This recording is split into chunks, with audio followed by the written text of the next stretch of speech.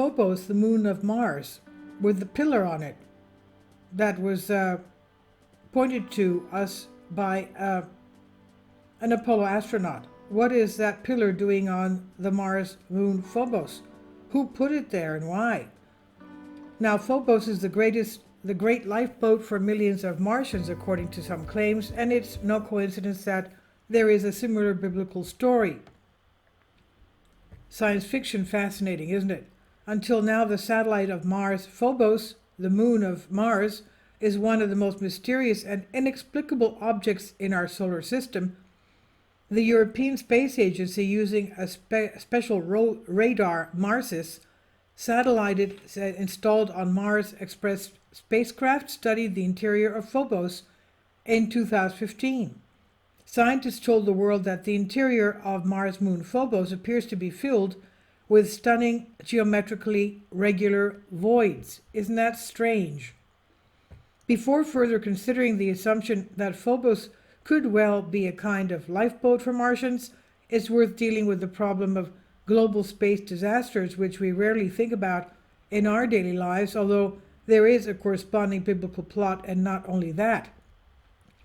After all, it's believed that the largest meteorite crater on Earth has a diameter of about 500 kilometers. As for the same Mars, there is an assumption that it most likely Earth's ancient civilizations had information about how the red planet civilization actually perished. In general, there is no doubt that sooner or later our civilization will face a threat of destruction caused in particular by the fall of a gigantic cosmic body to Earth, and quite possibly by that time mankind will not be able to find the proper means of preventing such threats. Therefore, it's worth thinking about what will be discussed, albeit just as an assumption.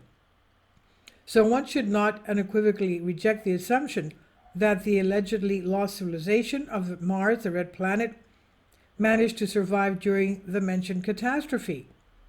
Their survival with the help of Phobos, which in Greek means fear, phobos means fear, could take place by using it as a kind of a lifeboat. And now, by the way, it's believed that sooner or later Phobos will fall onto the planet Mars. This fact is well known to astronomers, but it's not advertised so as not to cause panic on Earth, and according to observations, Phobos is slowly but surely approaching the surface of Mars. The speed of approach between the two cosmic bodies is about 2 meters, that's about 7 feet, every 100 years, and gradually increasing in speed. Of course, from the human life viewpoint, the time before the fall of this second satellite on Mars is eternity, but in cosmic realities it's a moment. According to scientific calculations, the explosion of Phobos in the orbit of Mars will take place at about 20 to 40 million years, and when this happens, rings similar to those possessed by Saturn will appear around the planet Mars. So it's possible that on the eve of the aforementioned and predicted catastrophe, Phobos was launched into space by the Martians themselves, who urgently built it in order to survive this catastrophe on it at a sufficient distance from it. It's quite possible that on this boat, this lifeboat, almost the entire Martian civilization could have existed for quite a long time, not daring of going back. All this could happen, for example, as follows, hypothetically. If we receive information about the alleged catastrophe on Mars, we would be able to urgently deal with all possible rescue options, among which the best available option would not be to evacuate somewhere in deep space using a huge number of rockets. Same applies to Elon Musk's version of the colonization of Mars. It's possible that the Martians, having probably properly understood the properties of hydrogen, settled on the option of urgently building a giant hydrogen airship made of sheet metal, much stronger than the strongest sheet metal that we are using now. In fact, we're talking about an almost 25-kilometer thin wall structure with a 60-millimeter force shell, as some imagined back in the 1960s. But in this case, we're talking about a flying vehicle almost 10 times lighter than Earth's air, but heavier than the Martian one. It was this that allowed Phobos to take off from the surface of Mars and become the very satellite of Mars, which, as by assumption, was not a natural satellite. In other words, Phobos is not a natural satellite, nor a captured asteroid. It is supposedly hollow, a giant Martian wreck. As for the assumption that it could have been built by the Martians themselves, so far no one has expressed such a theory. Moreover, no one likened it to a huge hydrogen airship. And when this kind of material structure, artificial structure, such as Phobos, is filled with hydrogen under the pressure of about 0.101 atmospheres, hydrogens carrying properties, even when filling it with only 30% of the volume, could develop a lifting force at the level of 16 billion kilograms, not counting the centrifugal force, which is also developed due to the rotation of Mars.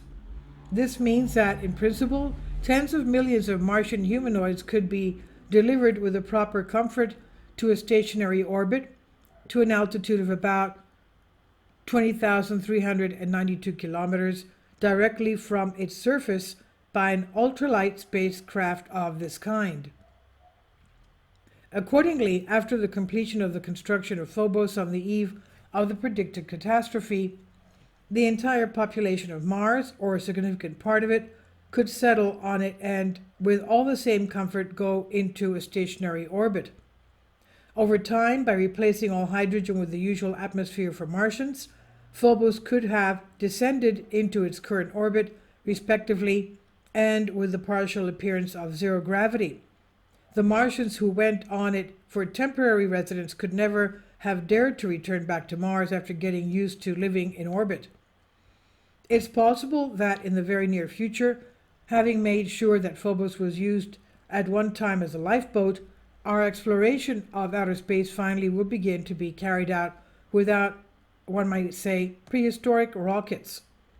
In principle, it would be more reasonable to assume that a huge artificial structure would not be used as a lifeboat, quote-unquote, but, so to speak, a modernized natural object such as its own moon. By creating cavities lined with metal, filled with hydrogen inside this moon, it develops the same reactive force as, in particular, the interstellar asteroid Oumuamua. In this regard, it's possible to picture the arrival of our predecessors to us, even from Phaethon and on the present moon. And this is on Solask. Please leave your comments. Thank you for your support. Kindly support my Patreon account. The daily posts are 5 videos daily, and they are totally different from what I have on my YouTube channel. Thank you so much for your support and that you find all my content so interesting. You'll find the Patreon account details in the description box below.